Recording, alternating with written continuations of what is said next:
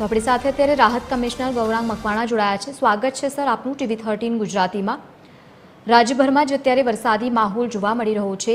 મોટાભાગના વિસ્તારોમાં આભ ફાટ્યું હોય તે પ્રમાણેની પરિસ્થિતિ છે દક્ષિણ ગુજરાતમાં। કેવા પ્રકારની કામગીરી કરવામાં આવી રહી છે?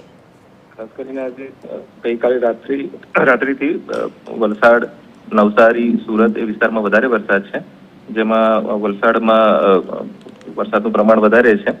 આજના દિવસે પણ સાઉથ ગુજરાતના જે જિલ્લાઓ છે એ જિલ્લાઓમાં ભારેથી અતિ ભારે વરસાદની આગાહી છે। દરેક જિલ્લામાં જેમ કે સુરતની વાત કરીએ તો ત્યાં એનડીઆરએફની 3 ટીમ હતી ડિપ્લોયડ અને 5 એસડીઆરએફની ટીમ ડિપ્લોયડ હતી।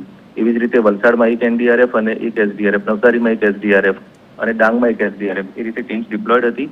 અને ગઈકાલે રાત્રે ખૂબ વરસાદ પડવાને કારણે જે પણ રેસ્ક્યુ વગેરે કરવાનું થાય એને પણ ઓપરેશન સતત ચાલુ છે।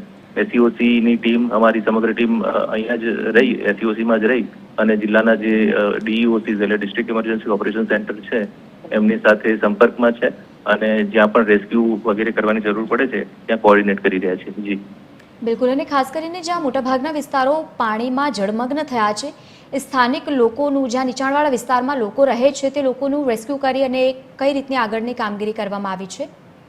જી, એમાં એક તો સ્થાનિક જે પોલીસ હોય છે, સ્થાનિક વહીવટીતંત્ર હોય છે એમના દ્વારા રેસ્ક્યુ થઈ રહ્યું છે। સેકન્ડ, એસડીઆરએફની જે ટીમ છે, સ્ટેટ ડિઝાસ્ટર ફોર્સ, એના દ્વારા કામગીરી થઈ રહી છે અને એનડીઆરએફની ટીમ દ્વારા પણ કામગીરી થઈ રહી છે। સતત અમે અહીંથી જિલ્લા કલેક્ટરશ્રીઓના સંપર્કમાં રહી અને મોનિટરિંગ પણ કરી રહ્યા છે। સમગ્ર ટીમ અમારી અહીંયા કંટ્રોલ રૂમમાં જ છે। બિલકુલ, આભાર આપ સાથે જોડાયા તે બદલ।